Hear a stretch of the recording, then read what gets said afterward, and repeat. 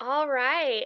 Well, thank you so much, everyone, for joining us today. I am Tegan Enloe. I'm here representing the Enloe Group. We have a really great set of speakers here today. I'm really excited about all the great information they're going to share.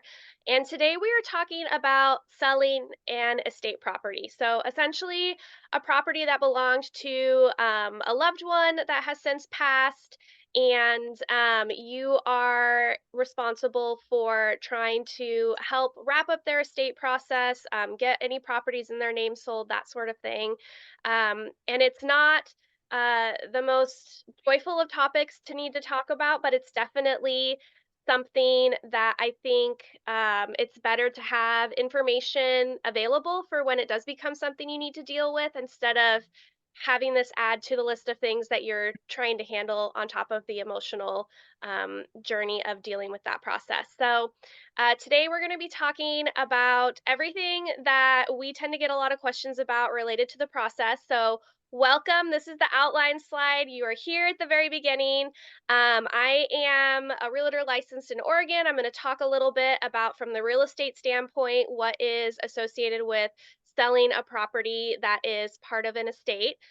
We have some really great experts here representing mortgages and lending who are going to talk about what you need to know related to any existing mortgages that might be in place on that property when someone passes. And then we've got a title company here and a lawyer here, and they're going to talk about the legal process and things that you're going to want to know about making sure that you have the ability to convey title. So, hello. This is just a little slide to show you our team. We are a team of 7 licensed realtors. We're spread out between Oregon and Washington. We have people licensed in both states on our team. And just wanted to show you the faces behind our group. If you have any questions following this presentation, please don't hesitate to reach out. I will share our contact information here in a little bit. Okay, so this is kind of basically all I'm going to talk about from a real estate standpoint. So, I think that generally, and I mean even me myself, right? When I thought about, if I take over someone's estate someday when they've passed and I need to sell their house to, because they're either not using it to pay off debts or anything, I just assumed, hey, if I'm listed as inheriting it, then the next day I can go do whatever I need to do.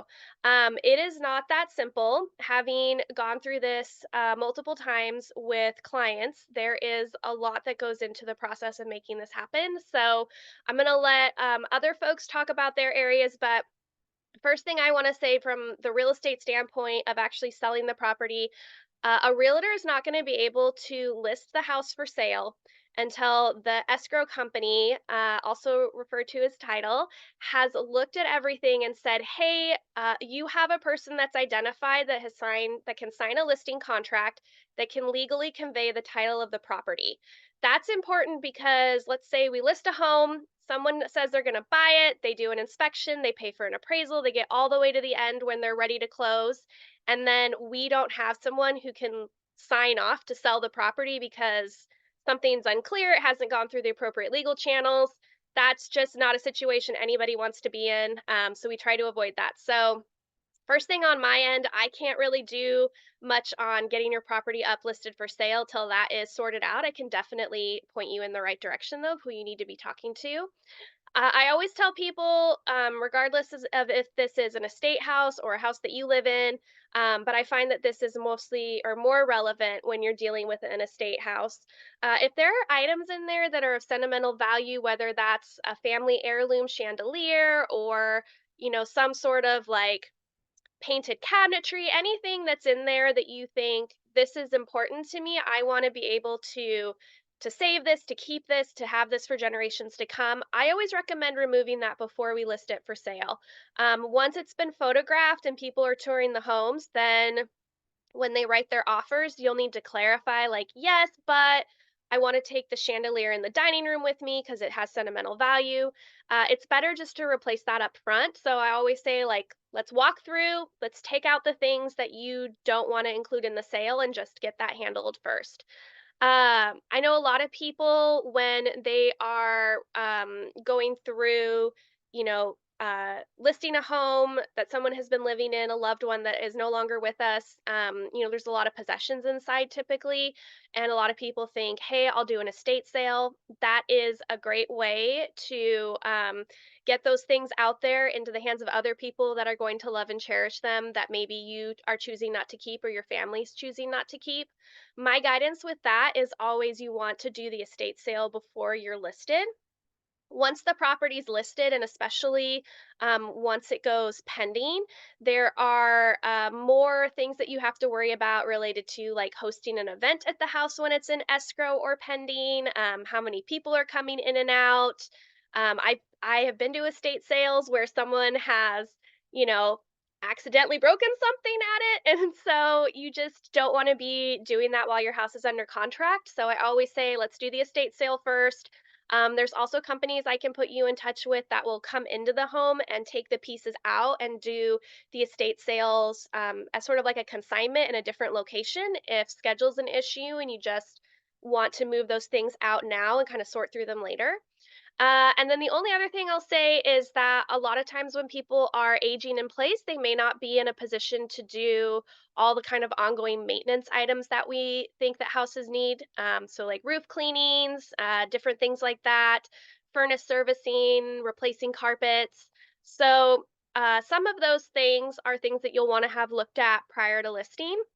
We work with contractors that will take payment out of escrow if it's not something you have the funds to fix up front, but you know you want it done before you listed because you think that it's going to make a difference, or we think it's going to make a difference in the value and what you're going to be able to get out of the home.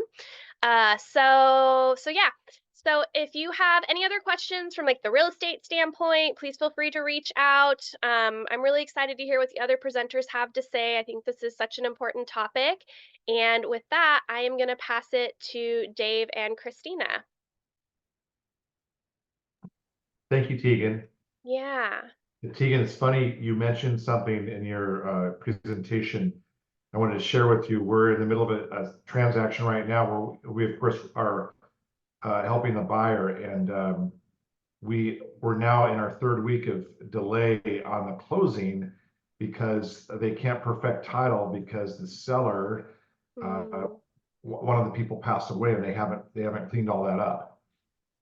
And so they didn't do the homework ahead of time like you said that you will do, so that they have somebody who can legally sign off on selling the property. So we're getting it taken care of, but hmm it's a delay. And I'll give you an example of one of the things that's happened is it's costing the buyer some money, and it's not their issue. And so one of the things that they're presenting to the selling side is that they pay for lock extensions. And so that's something that I love, that you think about that, and that is how you run your business, because it's very comprehensive and you're avoiding a future problem for your Thank seller. you. But we have a real live issue going on that relates specifically to that subject. So I thought I'd share that with you because it happens all the time. Crystal's like, yep, it does, Dave. She goes, I'd see that all the time. Anyway, so we had a couple of like a Q&A we're going to go over, and we're going to go through some slides. So I'll let Christina kind of lead on that. So Can you guys, sorry, I'm trying to make it full screen, but it's kind of being funky. Do you can want you to see it okay, Tegan? Yes, I can see it fine. I can see also the next slide, but I don't know if that's because I'm in presenter mode also. Sorry, is that better? Mm. Not sure. Oh, there we go. Okay, perfect. Awesome. Okay, so once again, we're with Summit Funding. Dave here is our expert and our senior fellow, and I've been doing this 30 years. So you like all the rest of you are probably much younger than me. So just by being around a lot of transactions for many, many years, I've gathered a lot of information. I'm smart enough to know what I don't know. So that's why Brian's here, and that's why Crystal and Tegan are here. But Tegan and I and Christy and I had a couple of questions we kind of came up with. And this is these are questions like, hey, if let's just say that you're dealing with a parent who passed away, a relative, and they have a mortgage, and you don't know were to find their mortgage statement. And so we came up with a couple of answers on this. So how to find a mortgage servicer. The easiest way is to just obtain a copy of the current mortgage statement. If you can't find that, you can get a hold of somebody like Crystal, and she can help you get a copy, usually to the county, of the last recorded deed of trust. Now, that doesn't always mean that that's going to be the same mortgage lender now, because whoever did the most recent mortgage often transfers that servicing. But there is a system called MERS, which is the Mortgage Electronic Registration System. And in point of fact, you can get a hold of them, and their job is to track who the current lender is. It was originally set up so that taxing authorities like counties could determine who the lender is today, because sometimes it changes from month to month, doesn't it, to people? And so that's one way you got to be a little sleuthy, but you can get help, and this is a way to find it. And it's wise to prepare in advance. If you know somebody's in that age group, is make sure that you're included on the information. If they get, a lot of people get their statements electronically now. They don't get paper mailed to them anymore. That's really old school. So be on the emails, or have the ability to get the emails. Unfortunately for us, we had a recent experience where a family member passed away. So we're very familiar with we actually had 2 family members pass away in the last 90 days. And one of them had their estate stuff really tightened together and didn't own a property, so that made it easy. The other one had a lot of stuff. It was kind of messy. They didn't have passwords, and we're still kind of tracking some of those things down. So it's really important to maybe plan ahead and have all of that ready to go. And I don't see the chat, but Tegan, if you see anything in the chat, people ask questions, go ahead and pop off for us if you don't mind. But it's really important to know who the mortgage lender is, because that's the one you're going to need to contact. There's some other important questions. The next one, Tegan was smart enough to come. Is there a grace period for making payments? And it depends on the type of loan it is, but all loans have a short grace period there. It's built in, but when somebody passes away, the mortgage is still due. And so that payment must be made. And there's a short grace period of 15 days. It's not very long. And after that, there's a late penalty. And then after 30 days, it starts reporting late. Now, if the subject of, they call the person who's obligated on the note, if they passed away, they probably don't care much about their credit score anymore. So if it goes late, what happens is the lender will start to look at foreclosure proceedings. So if you don't make the payment, there's some milestones. Nothing happens for 90 days. At 90 days, the lender has the ability to file a notice of default. These are becoming more and more common. They've been around for years. And after that, once there hasn't been any payments made for up to 6 months, the lender can actually initiate the foreclosure process. So that's what what they call forward mortgage, which is what most of us know as a mortgage. Now, there's a different rule for reverse mortgages, and a lot of people in the age category who have estates, sometimes they have reverse mortgages. And the rules for a reverse mortgage is different. Specifically, once the last person obligated on the reverse mortgage, they either leave the property. So this also works in other cases where they haven't passed away, but they no longer live in the property. Once they vacate the property or they pass away, there's up to a year. So the reverse mortgage lender won't initiate any foreclosure proceedings until a year has gone by. Now, here's why: because there's no payments technically due on a reverse mortgage. Reverse mortgage is designed for the person who took it out to be able to live in the property for the rest of their life without making a payment. But once they're gone, it's the heirs or the estate has up to 1 year to settle that loan. So there's several ways to settle it, but typically what you do is you'd contact somebody like Tegan and have them sell the property for you. But if the heirs want to retain the property, they could also choose to pay off that note with cash, or they could refinance it with a regular type of loan instrument. Hey Dave, we did actually have a question come in, and I think you may have potentially just answered it, but I just want to make sure. Go So ahead. the question is, do you have to put the mortgage in your name, or can you keep paying it in their name if you are keeping the home? So let's We say maybe, oh hey, look at that. Next question. we're going to cover that, and and Brian is probably very familiar with this, and I know that Crystal is. I bet Crystal has read the Oregon Deed of Trust instrument 1,000 times. For the smart people in the mortgage business, we've also read every word of it. It is a long document, and it can put you to sleep. So you have to really pay attention. But there's something in there called a due on sale clause, but there's not something called a due on death clause. So what happens if someone passes away, that loan can remain in that person's name, and then the heirs can continue making the payment on that note. They do not have to assume that mortgage. Now, it's advisable that they contact the servicer and let them know that that person's passed away. And of course, there's all sorts of legal things you got to do, including notarize, you got to have a death certificate, but it's not required.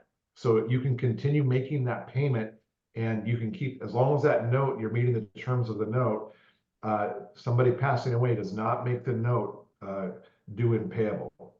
So would that allow them, like, let's say that the family member has an existing mortgage on the property, it's at a really great interest rate, because they bought it or they refied it.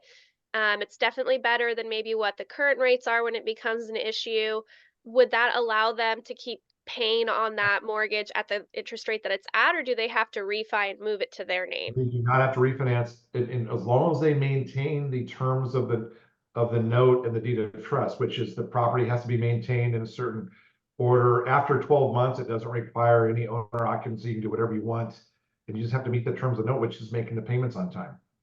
Okay. And you're fine. So you can carry that note to its full term if you wish, and you do Great. not have to assume the mortgage. You can if you want. Government loans, which are FHA and V, are assumable. I want to touch on reverse mortgages again. Reverse mortgages are not assumable. There's no ifs, ands, or buts. After a year of somebody passing away, those must be reconciled. So those are not assumable, and those don't stick around. Those go away at the very latest after a year. They'll start foreclosure. So you want to take care of them before that period. But a regular note, you can continue making the payments. You do not have to assume the note. And something else that's important is whoever makes the payments, they can also be the one that writes off the interest on the taxes. All right. Just because the note's in somebody's name, you just have to show that you're the one that made the payments. And so if the IRS ever calls you out on that, you just have to have the documentation, which is pretty easy, checkbook, etc. So you can just continue making the payments on the regular note. And as long as you meet the terms of that note, you can keep it in place. There was one more question that came in the chat. Oh, she says you just answered it. I'm going to read the question anyways, though. If you do not change the loan to your name, will you not be able to claim it as an asset even if you are paying it? But sounds like you just answered that. I want to clarify that. When you're claiming that the payment is, the interest is something you pay, that's something that you would put on your taxes. When you're talking about the word asset, the house is the asset, not the mortgage. So I just want to clarify that. And typically what's happened is that the title has transferred into the name of the heirs at that point. And there's a number of ways to take title, and I would want Brian to actually chime in on this, but what I see a lot of people doing is they are adding their children to the title, and they go into something called right of survivorship. So if somebody passes away, the title automatically passes to the survivors. There's also a mechanism where you put a home into a trust, and the trust is shared and has what they call tertiary beneficiaries or successor beneficiaries. And so you don't really have to mess with anything on the title. Okay. Yeah, I think Brian's going to get into Brian that. will probably answer those questions, and he's definitely the expert in that area. Perfect. All right. Well, that concludes the questions that we have. So please proceed. I'll let you know if anything else pops up in the chat. Cool. We put some notes in there on how to prepare in advance. Oh, I just lost your presentation. Did you? No, that's okay. I think that the slide was already there, but again, I think some of those things will defer to Brian, because I think he's the one that should be talking about estates and titling and things around trusts. Well, perfect. Then we'll send it over to Brian. Yeah, happy to jump into it. So I'm Brian Risk. I'm an attorney with Black Helterline. I've been an attorney for about 10 years at this point, and I've been doing trust and estates, business transactions, probates for most of that period. So let me try to figure out how to make the slides show up on your screen. There should be a share screen button, I think. Perfect. Does that work? Yep. Great. Okay, so yeah, so typically I deal less with real estate agents and less with the mortgage problems unless, you know, issues kind of arise. And so a lot of the time, you know, clients like to spend the least amount of time with me as possible. And so relying on people like Dave or working with people like Tegan to go through the process and deal with the nitty-gritty can be really helpful. So let me explain what I'm hoping to speak about. I'd like to talk about probate and how a house can get into probate, and what that process looks like a little bit. It can be a pretty complicated process, but I'll try to keep it pretty simple. Hey, Brian. And, yeah, I am seeing your desktop and not the PowerPoint anymore. got it. How about now? Yes, now I can see it. Okay. Yeah, I've got multiple screens, so I moved it around a little bit. Okay, so hopefully everyone liked the desktop background. I personally very much enjoyed it. It was giving me a little throwback to, like, you know, Mario and like da da da da da da da. Yep. Brian, now we know you're a gamer, you can't hide it. I was a gamer 25 years ago. Yeah, that's Once a gamer, always a gamer, bro. I guess that's the way it works. Yeah, so I want to speak about what probate is, how a house gets into probate, options in probate to either distribute or sell a house, kind of what that process looks like. And I think I'll leave the documents. I'll briefly mention them, but leave them more to Crystal. And then I'd like to talk about trusts, different types of trusts, how property gets into trusts and what that looks like, and some of the benefits of trust planning, and the flexibility that it provides. And then talk about the same sort of process, what it's like to sell a house or a property that's held in a trust, and how to make that process smooth and seamless. So I mentioned this. I'm an attorney, so I need to put some disclaimers up there on the screen. You know, I'm not your attorney at this point. You know, the information I'm providing is general information, not specific legal advice. And it's always best to consult with a qualified professional to deal with your specific questions. But I'm happy to give you general advice and have a general conversation. So probate. Probate is a formal legal process through which a deceased person's estate is administered and distributed. So, you know, when someone passes away and they either have a will or they don't have a will, and they have assets over a certain threshold, particularly a house or you know, a business, the way to deal with those assets and make sure that title gets appropriately transferred and debts are paid and the whole process is dealt with is to initiate a probate. And if there's a will, the will will typically say who should be the person to initiate that probate. In Oregon, that's called the personal representative. If there's no will, it's usually a family member. Sometimes I've seen families, you know, pull straws, and the person with the short straw ends up being the one who has to administer the process and serve as personal representative. And at that point, that's when a lawyer typically gets involved, because a lawyer needs to submit a petition to the court to try to get the person who wants to be personal representative appointed by the court as personal representative. You know, there's quite a bit to probate. The benefits of probate and the reason why it's there is that it provides for kind of a smooth, somewhat smooth, but more orderly transition of assets and payment of debts. You know, it's a legal framework for creditors to get paid if they're creditors of the estate. And at the end of probate, the benefit is that whoever gets title to properties and assets gets free and clear title. So instead of having questions about who owns what, it can really resolve that. But it's time. It takes some time. And it can be quite expensive depending on how complex it is.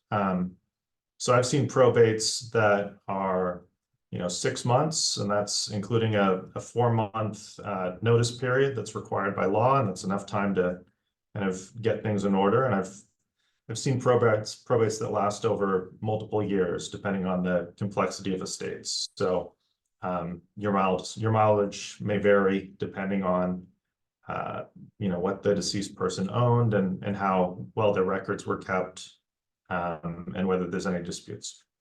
Brian, with the probate process, is it like certain things are decided upon throughout that whole period? So you might get the green light to move forward on like one asset or one aspect of the will, or is it usually like it's in process till it's done, so nothing, you can't really take any findings till you get to the very end? So so probate process starts with a petition, and then you have to file an inventory with the court, and that pretty much says, okay, here are all the assets that are in the estate. And at that point, hopefully the personal representative has done their due diligence and has gathered everything together. And then there's a notice period that's required where creditors are notified. At that point, once all the creditors come out of the woodwork, if there are any, that's when things get a little bit more complicated, and people need to look at, whether they want to sell their assets, whether they need to sell assets to, to pay creditors, or whether there's a direct distribution to the heirs.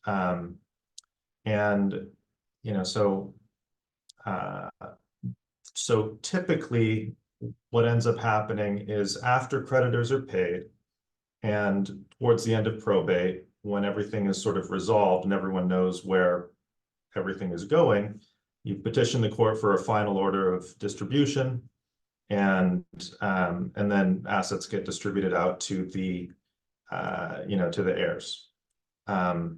Sometime before the final order of distribution, and sometimes during the creditor search period, sometimes after creditors have been located, if there are any, that's when the personal representative needs to look at selling assets. And a house is typically one of the largest assets that most people in Oregon, most decedents own. It's typically illiquid, so if you have creditors and there's not a lot of liquid assets, sometimes the only option is to sell the property. That can happen, that typically happens before final distribution, sometime within that process. Does that answer your question? Yes, thank you. Okay. Yeah, so how does a house get into probate? Well, house gets into probate if it's titled in the name of someone who passes away and it's not considered survivorship property. And Crystal will talk more about the different types of titling that can bypass probate. Also, a house gets into probate if it's not in a revocable trust. So sometimes people do estate planning in advance of probate, in advance of death, as a technique to bypass the probate process. And I'll talk about that a little bit more. There is a simple estate process to transfer assets outside of probate. It's like a short form probate process, but it usually doesn't apply to houses in Oregon because the dollar values that are required, the dollar thresholds are, usually fairly small. So what to do with it? What to do with the house in probate depends on the circumstances, as I was mentioning. If there are debts, if the heirs don't want the property, if it seems like there's liquidity needs, if the will says sell my house as fast as you can, then, then the house needs to be sold. Sometimes maintenance costs, as Dave was mentioning, can balloon, and sometimes people just don't want to continue to maintain a property that was their parents. So I see that a lot, and I see a lot of houses being sold during the probate process just because kids don't want to inherit the property. They'd rather have the proceeds. So I should mention that typically when selling a house that is subject to probate, the personal representative can do it as long as there's nothing in the will that says otherwise. If the property is specifically devised or specifically bequested to an individual, then court approval will be required in order to transfer that property, unless the will authorizes the sale. So that's just something to keep in mind if you're doing your estate plan, or if you are administering an estate plan. It's a good idea to look at that and also to plan around it. I like to, when doing estate plans, give clients enough flexibility so that their kids don't get stuck with property and have to do additional court orders and court notices in order to have sales. So required documents.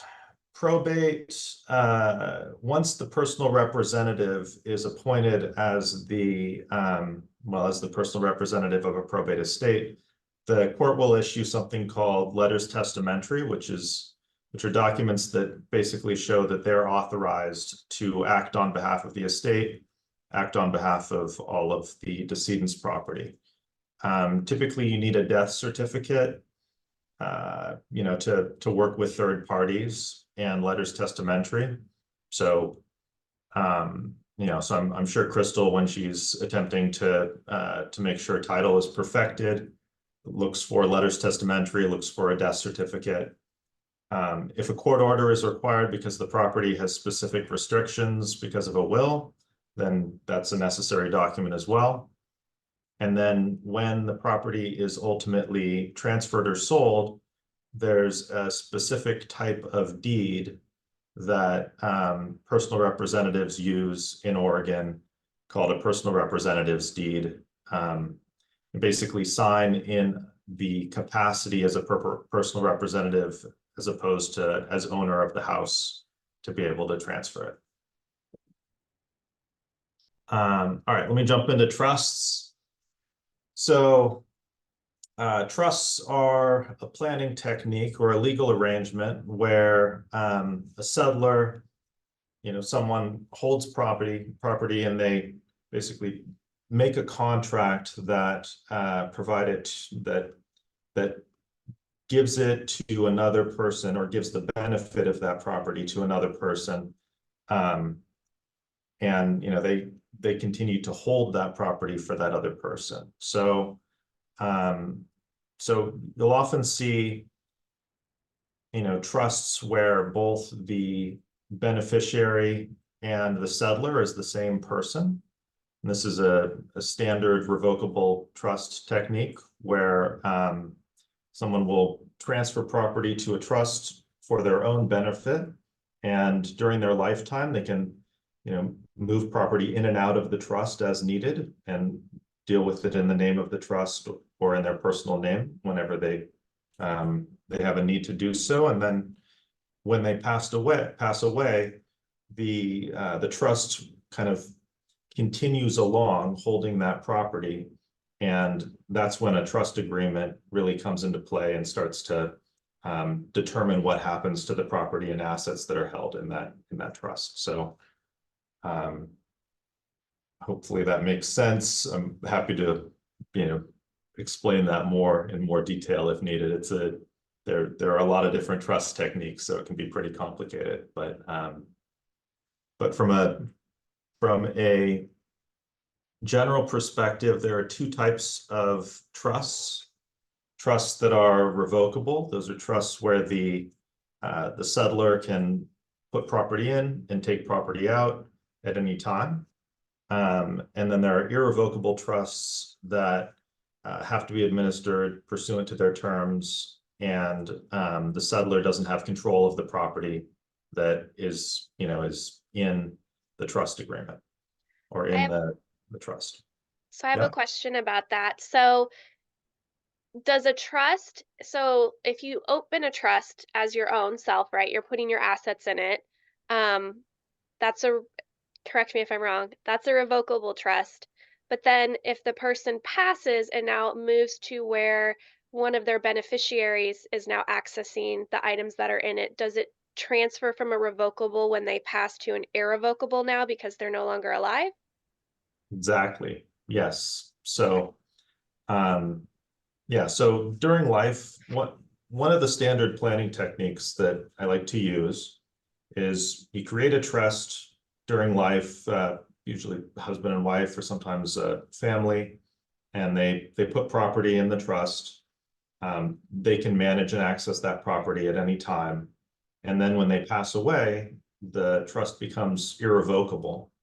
And they appoint either a family member as a trustee, and then they have beneficiaries who are sometimes the same person, sometimes separate people.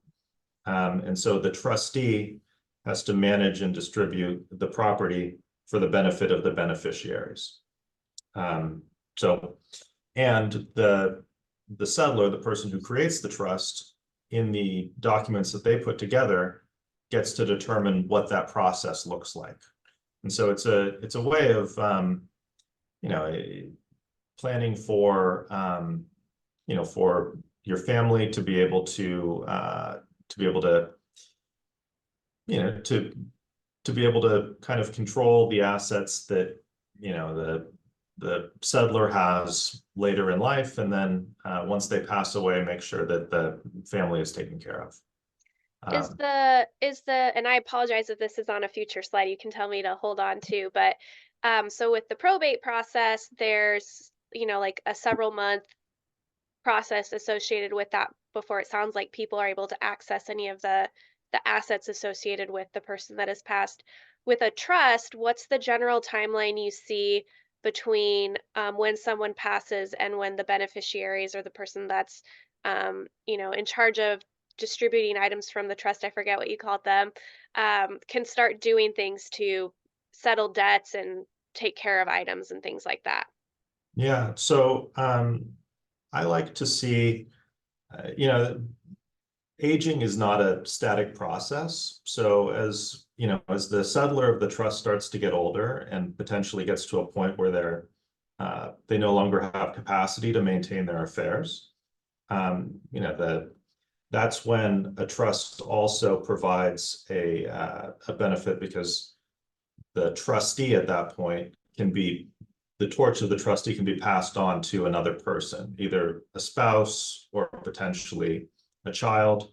And so if the trustee transition happens before the settlor passes away, then the trustee is familiar with the property, they're familiar with the trust, and they're familiar with what's there and what they need to do, and they can act almost immediately if they need to sell a property.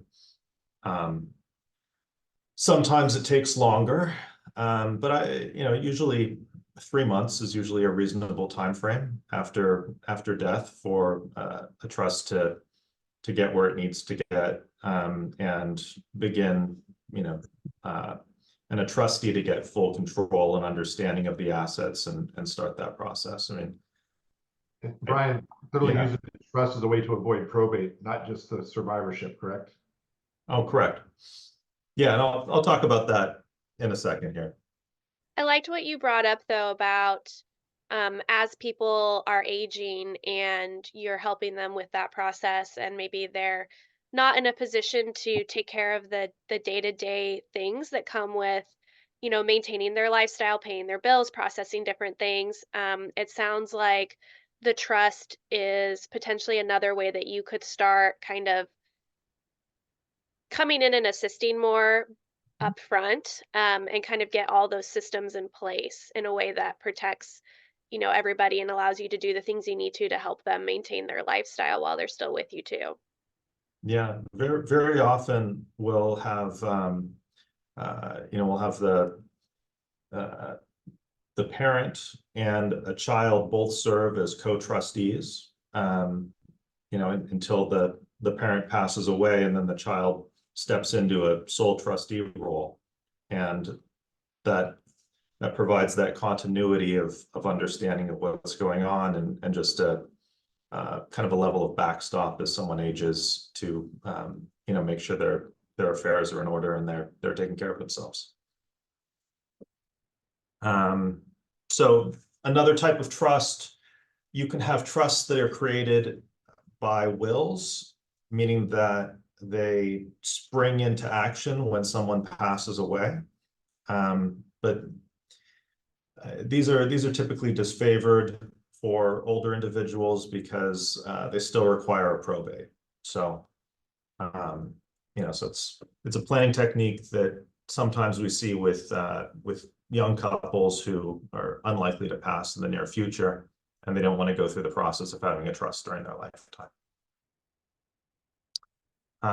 So benefits of trusts, specifically revocable trusts. When a trust is appropriately funded, meaning the house, other assets are titled in the name of the trust during the lifetime of the settler, then when the settler dies, there's no need for a probate, because there's no need to transfer title to those assets to the next generation, except as pursuant to the trust agreement.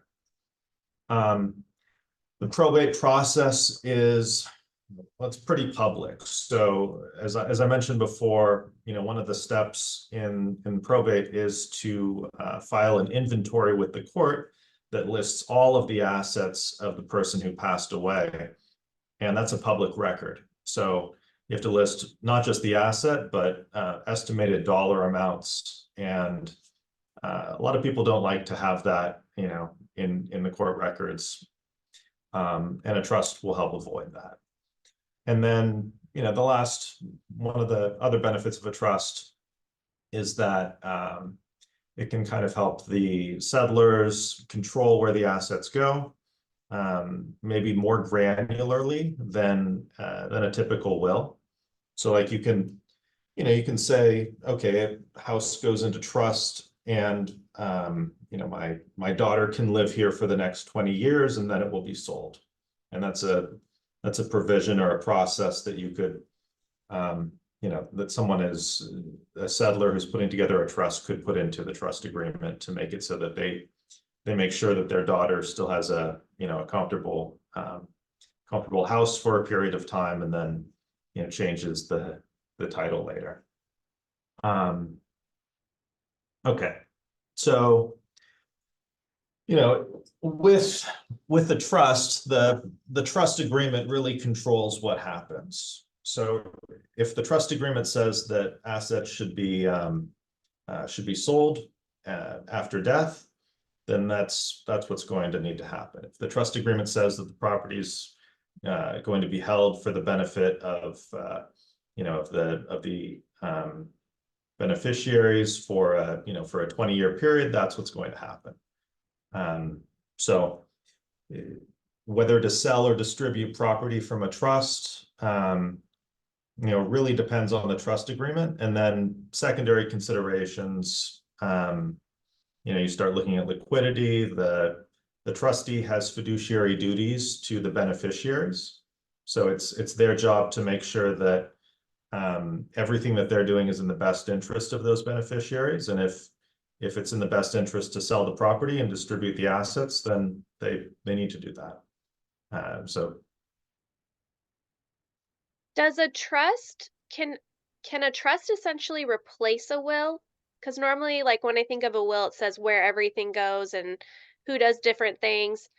Can you, instead of, if you're going, oh, I need to create a will, but I also want to have a trust at some point, do you still need both, or can you just create a trust and put all of those instructions within the trust itself? You do need both, but maybe not for the reason that you're thinking. So the trust will have all of the dispositive provisions, all of the stuff that you're talking about. But we'll typically still do a will to catch any assets that don't get titled in the name of the trust and make sure that they get moved into the trust at death. So Okay. So it's like you put everything in the trust, but let's say you bought a car and forgot to update the trust or something. The will then can say hey, all my stuff goes into this trust now, and so it can like be the vehicle that moves it in, pun intended. exactly, yeah, we call it pour over will. So Okay.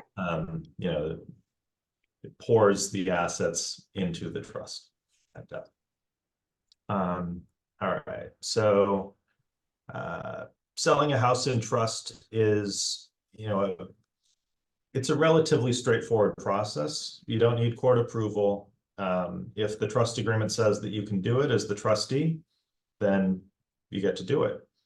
There's sometimes you'll need to prove that you are the trustee, and there's certain documents that are necessary for that. I like to do, instead of just having the full trust agreement, which can be pretty complex, I like to do a short form or a certificate of trust that just includes the dispositive provisions of the trust and allows the trustee to take action. I think Crystal will talk a little bit about what that looks like. Yep. The certification of trust, that's kind of a short form trust agreement that the trustee will typically use as authority to sell assets that are held in the trust, including property. And so that's it for me. Any questions? I'm happy to answer them probably at the end, but let me hand this over to Crystal and While Crystal's getting her PowerPoint loaded up and everything, I do have one question, and this might be a question for you / Crystal, I'm not sure. So if you have family members that are aging and you're anticipating that you'll need to help them as they're getting older, maybe like, once they've passed, you're anticipating needing to take care of things for them. Um, we kind of talked about the pros and cons between, having a will going through probate and then having something set in a trust. Um, would your recommendation typically be, if you have the ability to get things set up ahead of time, to have people put things in a trust? Oh yeah, most Okay. definitely. I mean, if there any sort of pre-planning, even if it's not trust planning, is a useful thing to do. I work with a lot of families who have had a loved one or a kind of a key family member pass away, and just having documents in place that describe where things are supposed to go and make sure that the wishes of that person are well laid out. It can be a real benefit to the families and to the entire process. And then, also there's some cost benefits involved. Doing a trust in advance is usually a bit less expensive than going through the probate process. And it can be quite a bit more efficient and just happen a little bit quicker. And let's say you reach out to these family members and you say, "Hey, I think it would be a really great idea if you set up a trust." And they go, "Oh, I did that years ago." Instead of saying, "Oh, okay." If you're expecting to be the person that needs to help with the trust later on, is there something you should ask for so that you're not like, when it becomes necessary, waiting for someone to contact you with all the trust information? Is there like a document you want to have a copy of, or just have the attorney's info, assuming the attorney's still in practice whenever Yeah. that becomes necessary? Like, what do you want to ask for and have a copy of, so that you can make sure, one, that it's set up in a way that you understand what you're supposed to be doing, and then also you have whatever you need if it becomes a point where you need to start handling it? Well, I mean, the first question is, what documents do you have in place? And, asking to have a copy of those documents and then reading through them and kind of understanding what your role is, whether you're appointed as a trustee, and what that entails. And I find that I'm having the same sort of thing with my own parents where I'm asking them this question, and they have, well, they have a trust agreement that they put together 20 years ago. And I took a look at it, and I've advised them to see an attorney and get it updated because it's just not quite where it needs to be, and things have changed in their life. So rule of thumb is every 5 to 10 years, take a look, ask them to take a look at the documents that they have in place, and just make sure they match their current goals and wishes. Great. Thank you. Okay, so Crystal, I see you've loaded up your slides. What do you have to share with us? Well, thanks for Brian kind of recapped everything. I'm going to give some really good visuals so that what's been talked about.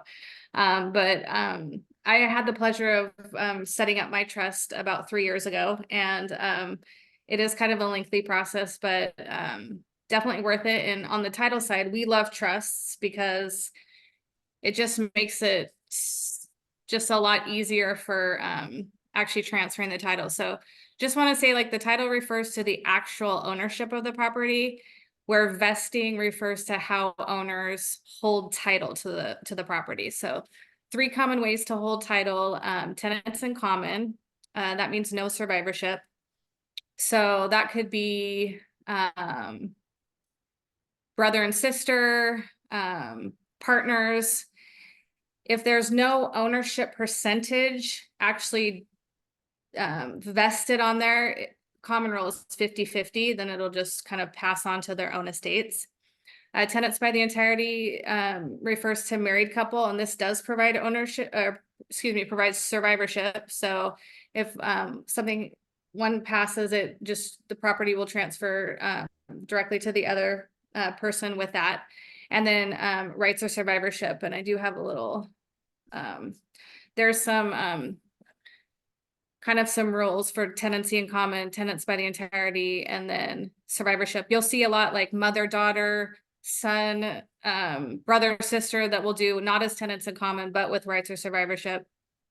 Even if you have 3 or 4 people titled to the property with rights or survivorship, then it passes down. So I think it's really important that when you are if you're buying, just talk about how you're going to hold title, because it will affect later on when something happens. Death certificate. So in 2014, went to short form death certificates. When a person passes away, their interest in real estate property must be addressed. So the county that the property is in will want to get a copy of or recorded death certificate, and this will actually take the other surviving spouse or the deceased spouse off of the tax roll. We do want to record a short form, which does not list the cause of death. So do we have a question? Hold on. No, Oh, that was just me letting sorry. folks know that if they wanted to, they could type stuff in. Okay. I think until you go through a parent passing or you're not going to really know the process. And I personally haven't had my parents pass away, even though my dad is really sick right now, and he may just record the death certificate that the property is in, because we'll be able to find it. We can find any public document recorded in the Oregon, but if it was recorded in Multnomah, but the property was in Washington, just try and keep it recorded where the property is located. I think it's important to talk about preventing, trust is an asset protection, so it can protect assets from creditors and lawsuits. It does cost, I don't really know the cost. Brian can probably, cost them a lot of time and reducing costs. I do want to say that it's important that you can close. If you're in probate, you can close on a property. within that 4-month frame. It's just the proceeds will be payable to the estate of. And that's another thing, is that even if you're in a trust or probate, the house proceeds will always be needing to be payable to the person that is held in title. So can't just be to the child. That's a good point. I feel like when I've done in the past transactions where there was somebody that was representing the trust that was selling it on behalf of the trust, the money has to go to a bank account after that's in the trust name, and then it gets distributed to people from there. It can't just like go to the person that's handling the trust or something.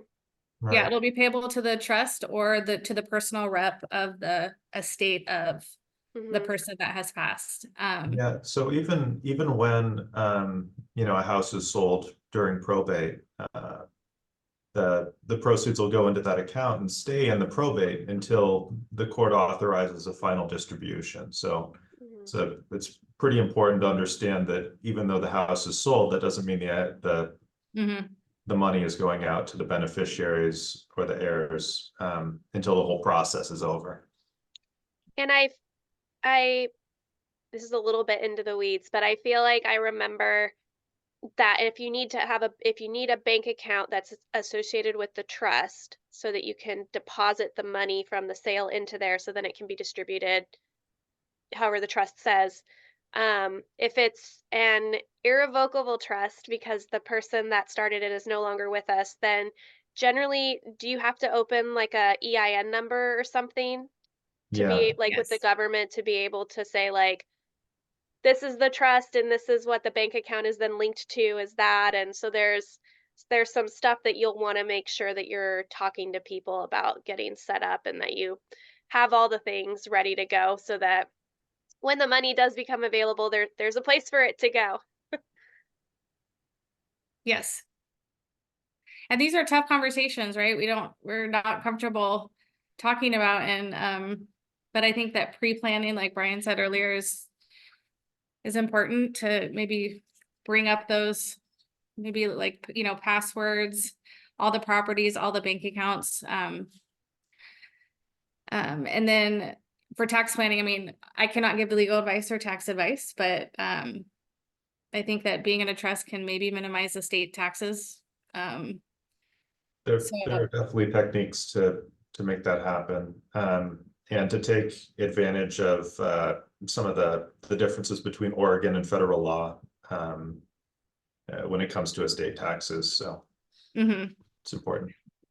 And then rights of survivorship, I mean, you can do, sorry, my dogs just got out. Property will automatically transfer to the surviving person for the rights of survivorship. I did want to show you a visual of kind of the certification of trust. Having this trust certification, which kind of summarizes the whole trust agreement, which trust agreements can be 20 pages all the way up to, I mean, I've seen some that are 400 plus pages. So I don't really need to see all of it. So having this can provide just an extra layer that the documents are valid and that they comply with the Oregon state laws. And it just kind of helps give clarity to all the involved parties, and then who would be signing on behalf of the trust. So this is kind of a 2-3 pager that we use. I can jump in here real quick. Yeah. Tegan. Something that's important is while you're obtaining a mortgage, you can obtain a mortgage and you can do the mortgage and title it while it's in the trust. So you can actually take title as in a trust. That's something that's provided for with the agencies, Fannie Mae and Freddie Mac. One of the things that underwriting will ask for is a copy of the trust, and most people don't want to cough up a 400-page trust. So a comprehensive certification will suffice, but it's important to actually have that prepared in a correct manner by somebody like Crystal or Brian. Dave, a question for you. Is it different? Well, let me back up. I had people ask me about purchasing a house as part of a trust and purchasing a house as part of an LLC. So not from the legal standpoint, because I know that's not you, but I have heard that it's harder there can be some mortgage implications if you buy a property and then move it into an LLC, or you try and buy a property like as an LLC with a mortgage attached to it. Is Well, I'll it? defer to Brian, but typically if you once you purchase a property and you move it into an LLC, you technically trigger the due on sale clause in the deed of trust. Mhm. And Yeah. so So, there's two minds about it, and some people will say, well, if you're 100% owner of the LLC and you were the original owner, then it doesn't necessarily trigger the due on sale clause. That's not necessarily true. However, the agencies provide for the trust. This is a common thing, is to have properties held in trust. So that's a common thing, and you can do trusts all day long, but you cannot do LLCs with the agencies. And when I use the term agency, I'm talking about Fannie Mae, Freddie Mac, Ginnie Mae, the regular conventional FHA, VA loans. There is one lender that will allow you to buy and title property in the name of an LLC, but it's a very specific type of lender. It's what I call a portfolio lender. And they allow it, and they actually charge a premium for that. So if you really, really want that, you can do it. okay, thank you. You're welcome. I assume that answered your question. So yeah, I asked for the trust agreements or a certification of trust if they can just find that 2-3 pager, but if the party has passed away and it becomes irrevocable trust, I will need to see the full copy of the trust. Just to review it with underwriting to see who exactly, how it's passed on with the copy of the death certificate, and then who can sign on behalf of selling. You guys had mentioned this MERS servicing, which I've gotten about 2 calls the last 2 weeks of, hey, my mom passed away, and it's been through my lender clients. Hey, my mom passed away. Can you help me find out anything about her reverse mortgage? So I just wanted to kind of, yes, we can. So I just pulled up my old deed of trust, and if you see that there's a MIN number, which is an 18-digit electronic servicing number that's associated with my loan. You can actually go to this website right here, and you can search by that MIN number, which is the 18-digit property address. And so then so I did that for mine, and it pulled up. So currently my mortgages go through PennyMac, and then it will give you the phone number to call. Again, I think it's something that you just need to make a list and write down and ask those questions. So you can kind of, those loose ends, just so you know. And Crystal will tell you, there was a time in the past that the MERS and MIN were not part of the regular deal. So these things could get lost. And actually, Yeah, numerous, 99 Homes, that's a movie. there's people that said, I don't have to pay my mortgage anymore because you can't tell me who owns it. And so that's it. There's some craziness that happened, but that's the system if you can't find it. Crystal, I think it's awesome that you showed us that. That's really, really good information. Yeah, I'm a visual learner. So There you go. I've been in the industry 21 years. I'm currently at Old Republic Title. Just know that I have access to all public recorded documents. Use me as a resource. I mostly work with Tegan and Dave, your lender, in the kind of in the front forum, but definitely can get involved before you need to sell, or if something happens, or if you just want to see how a property is titled now. So feel free to reach out and use me as a resource. So Great, thank you. I did have one question come in. I don't know who this is for, so I'm just going to ask it, and then anybody can chime in. So they were asking, if you move the assets into a trust, so something like a house or another item that's in the trust now, does the trust have to file a separate tax return, or do you, as the individual that, you know, created the trust and moved everything in, is it still part of your taxes? should be I'll take this one. okay. So if the trust is a revocable trust, meaning that the settlor and the trustee is the same person and still alive, then there's no separate tax return necessary. But once the trust becomes irrevocable, typically a fiduciary tax return is required on a yearly basis. It's a form 1041. So that is one of the downsides of trust planning, in that, you know, if you have a husband and wife and they have separate trusts, and one of them passes away, and that trust needs to be administered and becomes that, you know, irrevocable at that point, then until the second spouse passes, you typically need to file 1041s for each year going forward. But something to consider. Great, thank you. Mhm. Does anybody else have any questions? I had told folks they could type them in. I'd be happy to ask, or you guys are welcome to unmute yourself and ask anything of our panel that you would like before we have everybody sign off. See if anyone looks like they're unmuting real quick. All right.